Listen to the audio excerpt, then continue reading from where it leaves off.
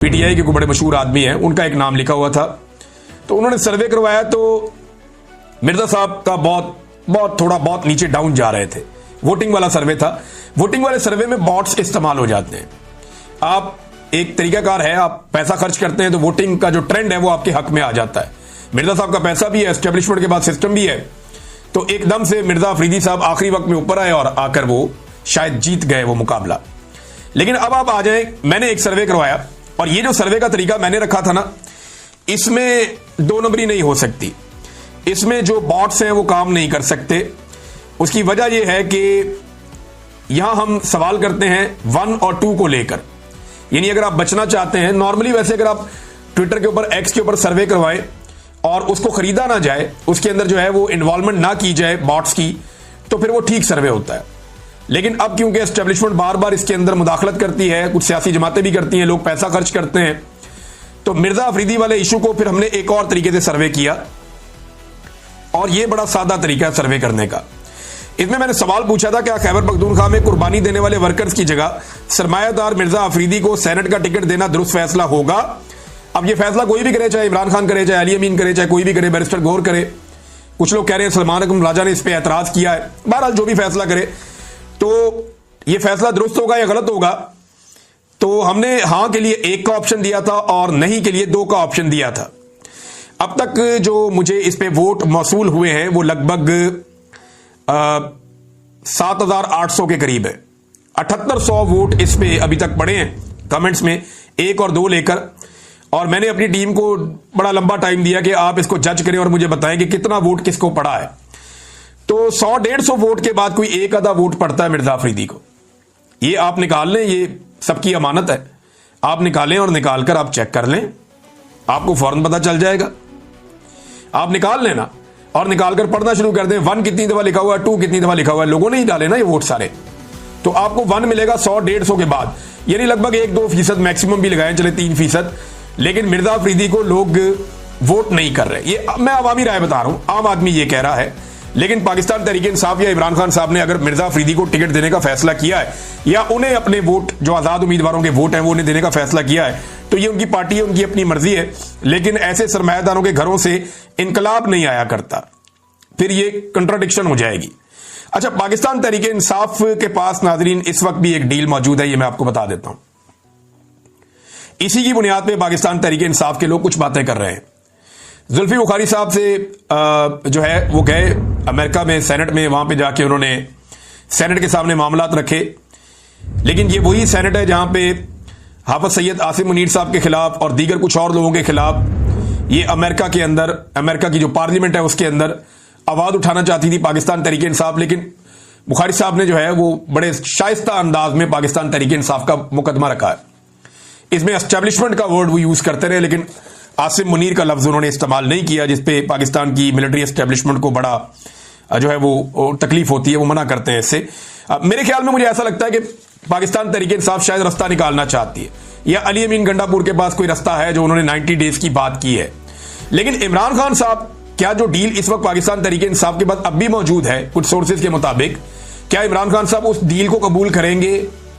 उनका अगर आप स्टेटमेंट पढ़ें तो उसमें तो लगता है कि नहीं। यानी अगर आप स्टेटमेंट इमरान खान साहब का पूरा पढ़ें तो वो ये कहते हैं कि जी जुल्म और जबर के आगे झुकने का सवाल ही पैदा नहीं होता, किसी सूरत जबर के निजाम के सामने नहीं झुकूंगा, मुज़ाकरात का वक्त खत्म हो गया, अब सिर्फ कौम के एहतजाज का वक्त है। तो एक तरफ तो इमरान खान साहब ये कह रहे हैं, और दूसरी तरफ जो है वो इमरान खान साहब की पार्टी थोड़ी सी टोन डाउन हुई है इन मामलात को लेकर। अच्छा, हुकूमत के खिलाफ तहरीक चलाने के लिए मौके बड़े जबरदस्त हैं। यानी हुकूमत का कॉन्फिडेंस उस जगह पे है कि जिस वक्त हुकूमत के खिलाफ एक तहरीक तैयार हो रही है, जिस वक्त हुकूमत के खिलाफ अपोजिशन तैयारियां कर रही है, ऐसे मौका पर हमेशा हुकूमत चीजों की कीमतें कम करती है ताकि प्रेशर कम हो। लेकिन हुकूमत को इस अपोजिशन के नालायकी पर इतना यकीन है कि हुकूमत ने चीजों की कीमतें कम करने की बजाय उनकी कीमतें बढ़ा दी हैं। यानी जब पेट्रोल की कीमत बढ़ती है तो चीजों की कीमतें बढ़ती हैं। मिसाल के तौर पर पेट्रोल जो है 5.5 रुपए, डीजल 11.5 रुपए इन्होंने महंगा कर दिया है, और इसके ऊपर आपको ये 15 दिन में दूसरी मरतबा किया है। पहले भी इन्होंने टका की कीमत बढ़ाई थी, तो लगभग 15-20 रुपए इन्होंने पेट्रोलियम मसनूआत की कीमतें बढ़ा दी हैं गुज़िश्ता सिर्फ 15 दिनों में, और अगले 15 दिनों में ये फिर बढ़ा देंगे। और आलमी मंडी में लगातार कम होती जा रही, कम 70 रुपए से भी नीचे चली गई आलमी मंडी में पेट्रोलियम मसनूआत की कीमतें, लेकिन ये बढ़ाते चले जा रहे हैं। इमरान खान साहब के दौर में 125 तक गई थी, तो तब भी पेट्रोल की कीमतें बहुत कंट्रोल थी, कम थी, और तब सारे इस पे बात करते थे। आज कोई बात नहीं करता, खासतौर पे अपोजिशन बात नहीं करती।